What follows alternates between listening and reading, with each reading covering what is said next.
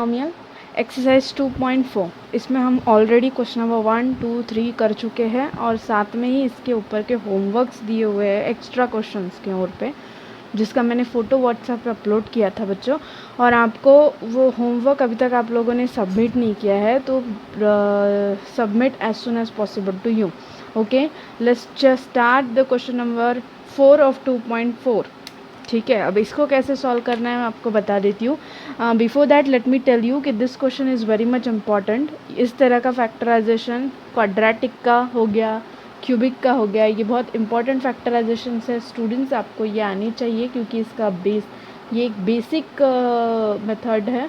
इसका यूज़ आपको 10th standard में बहुत सारे इक्वेशन सॉल्व करने में होंगे क्वाड्रेटिक के, इसलिए आपको आना चाहिए ये मेथड। ओके, चलिए देख लेते हैं। फैक्टराइज करना मतलब x की वैल्यू फाइंड आउट करना। ओके, क्वेश्चन क्या है?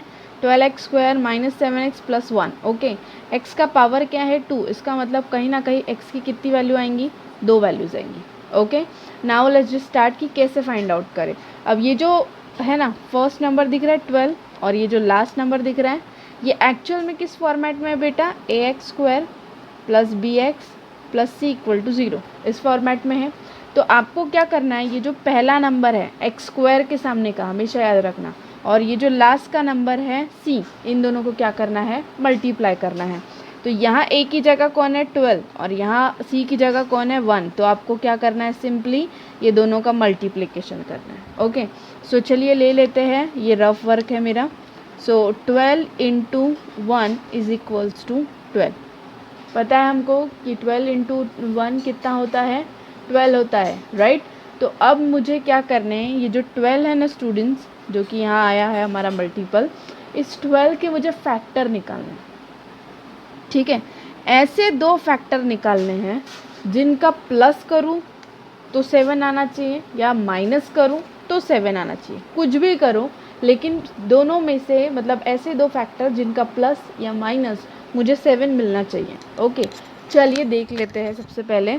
अब एज वी नो दैट कि 12 के बहुत से फैक्टर है। 12 के फैक्टर है 2 × 6 है, 2 6 फिर है 4 × 3, राइट, फिर 6 × 2, 12 × 1, लॉट ऑफ फैक्टर्स। ये रिपीट हो गया है, तो ऐसे 3 फैक्टर्स मिल रहे हैं हमको, है ना। तो ये जो 3 फैक्टर है स्टूडेंट्स, इसमें से कौन सा फैक्टर हमारी प्रॉपर्टी सेटिस्फाई करता है? चलिए देख लेते हैं। 2 + 6, दोनों का प्लस करोगे 2 और 6 कितना होता है? It is 8। सेटिस्फाई कर रहा है क्या? 8 चाहिए क्या हमको? नहीं। चलिए माइनस करते, 6 में 2 गया, कितना बचा? 4। सेटिस्फाई कर रहा है क्या? नहीं कर रहा है। उसके बाद देखिए 4 और 3 ऐड करो, 4 और 3 होता है 7। यस, 7 चाहिए, है ना। तो ये जो दो फैक्टर्स हैं ये हमको मिल गए, यानी 4 और 3 हमारे वो दो फैक्टर्स हैं जिनका प्लस करने के बाद मुझे 7 मिल रहा है। ओके, अब आते हैं इसकी सामने की साइन की तरफ। अब 7 के सामने क्या साइन है? माइनस। तो मुझे इन दोनों को ऐसा साइन देना पड़ेगा कि मुझे क्या मिलेगा? माइनस। क्या करें? राइट, ऐसा साइन देना है कि मुझे माइनस मिले। अब मुझे पता है कि अगर मैं 4 को माइनस दूँ, ओके, और 3 को भी क्या करूँ? माइनस दूँ। मैंने क्या किया? 4 को भी माइनस दिया, 3 को भी माइनस दिया, तो मल्टीप्लाई करो, -4 × -3, राइट, कितना होगा? +12 और -4 प्लस, एक मिनट, -4 प्लस -3 कितना होगा? It will be -7, right. तो ये है आपका -7 जो हमको लाना है। तो क्या करना है हमको? ये जो दो नंबर्स है इसको -7x की जगह ऐड करना है। तो कैसे करेंगे? सबसे पहले क्या करना, ये जो 12x² है इसको एज इट इज़ लिखना, 12x², ठीक है। उसके बाद क्या करना है? -7 है ना, इसकी जगह पे सबसे पहला नंबर पुट करो -4, और ये जो x है बच्चों ये 4 को दे दो, ठीक है। फिर -3 और ये x फिर 3 को दे दो, समझा? तो कुछ नहीं, हमने ऐसा भी बोल सकते हैं, हमने 7 को स्प्लिट किया है। ओके, स्प्लिट करने का तरीका ये इतना है कि कैसे स्प्लिट करना है और किस वे से स्प्लिट करना है, तो हमको प्रॉपर फैक्टर मिलेंगे। और ये +1 एज इट इज़ लिख दिया। ओके, चलिए अब क्या करना है, ये दो दो टर्म्स बना लेना, ये दो टर्म्स, ये दो टर्म्स, दो दो टर्म्स का कॉम्बो कर लेना। ओके, उसके बाद देखो अब ये जो 12 है स्टूडेंट्स, मैं इसको कैसे लिख सकती हूँ, 4 3 सिंपली 4 × 3 लिख सकती हूँ। Write it, x² as it is -4x -3x +1 as it is. Okay, ये दो टर्म्स, ये दो टर्म्स। नेक्स्ट, अब देखिए ये जो पहला टर्म है यहाँ पे मुझे ये 4 भी दिख रहा है, यहाँ पे भी 4 दिख रहा है, तो मैं क्या कर रही हूँ, दो टर्म में मुझे 4 दिख रहा था तो मैंने बाहर निकाल दिया। नेक्स्ट, यहाँ पे भी मुझे x दिख रहा है, यहाँ पे भी मुझे दिख रहा है, हालांकि यहाँ पे 2 बार x है, तो मैं क्या कर रही हूँ, एक बार x को बाहर निकाल रही हूँ, तो मैंने x को निकाल दिया बाहर। ओके, अब डालते हैं ब्रैकेट। अब ये जो पहली टर्म है स्टूडेंट्स, इसमें से 4 बाहर निकाला है ना, फिर x बाहर निकाला है, लेकिन उसके अलावा भी इस टर्म में कुछ चीज़ें हैं, जैसे कि 4 गया तो लेकिन 3 यहाँ पे था नंबर में, 2 बार x था, एक ही बार बाहर निकला, इसका मतलब एक बार वहाँ पे बचा। राइट, और यहाँ देखो इस टर्म में 4x, पूरा 4x बाहर है, तो कुछ नहीं बचा, कुछ नहीं बचा, इसका मतलब क्या बचा, -1। क्लियर। उसके बाद सेकेंड टर्म देखो, अब यहाँ पे सेकेंड टर्म में मुझे यहाँ पे पहले साइन निकालना पड़ेगा बाहर। ठीक है, सबसे पहले मुझे निकालना पड़ेगा स्टूडेंट्स साइन। ये समझ गया कैसे, ये यहाँ से 4 बाहर निकाला, x बाहर निकाला, फिर बचे हुए में पहली टर्म में 3x था, फिर दूसरे में -1 बचा। अब मुझे ये वाले टर्म से पहले माइनस बाहर निकालना है क्योंकि माइनस की ज़रूरत है। ओके, चलिए यहाँ माइनस है स्टूडेंट्स, 3x को यानी पहली टर्म को, सेकेंड वाले ब्लॉक में पहली टर्म को माइनस है और दूसरी टर्म को प्लस है। अब क्या मैं प्लस को माइनस माइनस लिख सकती हूँ, बिल्कुल लिख सकती हूँ, क्योंकि माइनस माइनस प्लस होता है ना। तो मैंने क्या किया, प्लस को माइनस माइनस लिख दिया। अब देखो यहाँ पे भी माइनस है, यहाँ पे भी माइनस है, निकालो बाहर, माइनस बाहर, माइनस बाहर। अब ये 3x और 1 कुछ कॉमन दिख रहा है क्या यहाँ पे, कुछ नहीं। जब भी आपको कुछ भी कॉमन नहीं दिखे, आपको सिर्फ एक ही चीज़ कॉमन निकालनी है, एंड दैट इज़ 1। ठीक है, फिर ब्रैकेट। अब यहाँ कौन बचा है, 3x, नेगेटिव तो निकल गया ना, फिर यहाँ पे एक नेगेटिव निकला, एक नेगेटिव बचा और ये 1। ओके, अब हमेशा याद रखना बच्चों, जो ब्रैकेट आपको यहाँ मिल रहा है ना, वही आपको यहाँ पे भी मिलना चाहिए।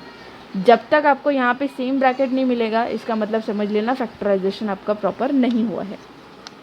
ओके, चलिए नेक्स्ट, यहाँ पे भी 3x - 1, यहाँ पे भी 3x - 1, क्या करें, टेक आउटसाइड।